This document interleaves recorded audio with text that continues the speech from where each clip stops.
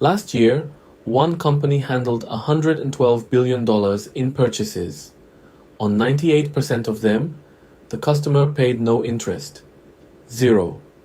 That company, Klarna, still made $2.8 billion. So here's the only question that matters. If you didn't pay interest, who paid the $2.8 billion? This is not advice. Nobody here is telling you to use it or quit it. Just the mechanism, how buy now, pay later actually makes its money. And why the version with no interest is the one they want you to pick. 3 questions. 1. If not you, who pays? 2. Why would a store agree to pay more than a credit card costs it? And 3. There's a reason this is suddenly in the news in 2026. What changed? That third one has a name. It's called your credit score. We'll get there. But start with the money, because the money points at one place. When you split a purchase into 4 payments, you're told it's interest-free. For most pay-in-4 purchases, that's genuinely true.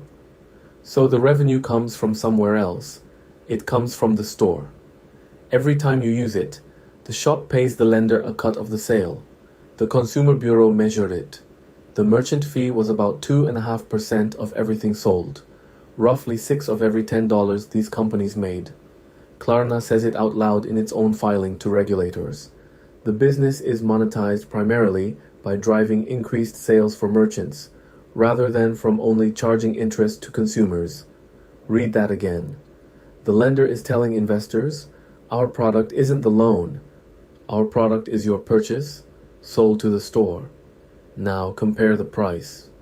A credit card costs a store roughly 2% to accept. Klarna's cut runs about 2.7%. And the small merchant rates for pay-in-4 are commonly quoted higher still. So the store pays more to let you skip interest, which makes no sense, until you see what the store gets back. You didn't pay. The store did, and it paid a premium.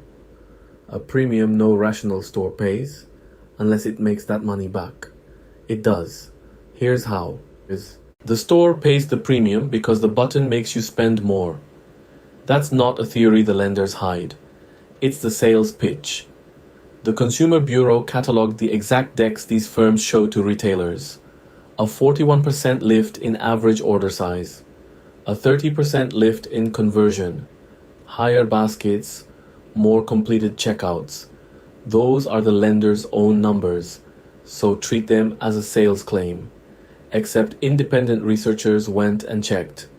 A Harvard-led study, using real transaction data, found that getting access to buy now, pay later, didn't just reshuffle someone's spending. It added about $60 a week permanently, mostly on retail. They called it a flypaper effect. The money sticks where it lands. So the store's belief is correct. The button works. You spend more. That extra spending is worth far more to the store than the fee costs it. You are not the customer being done a favor. You're the mechanism. The fee buys the store a bigger basket. The study says the basket is real. And now, the single strangest line in any of these companies' filings. The one that gives the whole game away. If you like seeing the mechanism instead of the marketing, this is the channel. We find where the money leaks and who's holding the bucket. 1 a week. Here's the tell. In its official filing, Affirm, another of these lenders, states that it earns a larger fee from the store on its 0% financing than on the loans that charge you interest. Sit with that. The version where you pay no interest is the version where the store pays the lender the most. No interest isn't a discount they're giving you, it's the premium product. And the retailer funds it. Because when the offer is clean and frictionless, no interest, 4 easy payments, that's exactly when you're most likely to say yes and buy the bigger thing. The store pays top dollar for the smoothest possible yes. The smoother the no interest, the higher the store's fee. That's the business, in one line. So if this is so profitable and so smooth, where's the catch for you? It's the part you can't see. Now the honest part, because this channel doesn't do villains. Interest-free really is interest-free on most of these. Late fees are small, around $7, and actually shrinking as a share of the business. The catch was never a hidden interest rate. The catch is that you spend more, and that the debt was invisible. Until recently, most of these loans never showed up on your credit report. Not to lenders, not to you, added up in one place. The Bureau found that most of these loans didn't appear in credit records at all, and that 63% of borrowers were carrying more than one at the same time. The industry has a name for that. Phantom debt. Debt that's real, that you owe, that nobody's meter could see. And in 2026, that finally started to change. But not the way the headlines say. In 2025, FICO, the company whose number sets your mortgage rate, built the first credit score that actually counts buy now, pay later. The phantom was supposed to become visible. Then the twist. The two biggest pay-in-4 lenders, Klarna and Afterpay, refused to hand the data over. Only Affirm agreed to feed it in. So most of the phantom is still invisible, by the lender's own choice. And when it does get scored, FICO's own test found it moves your number by about 10 points, up or down. The same as opening one new card, not the catastrophe the headline promised, which leaves the real risk exactly where it always sat. A quiet stack of small, easy-to-forget debts, where the thing that actually wrecks your score isn't the button. It's the one payment, 30 days late, that finally gets reported. The button was built for the smoothest possible yes. The bill still comes. One more thing the data is clear about, who this lands on hardest. For people aged 18 to 24 who use it, these loans make up about 28% of all their unsecured debt.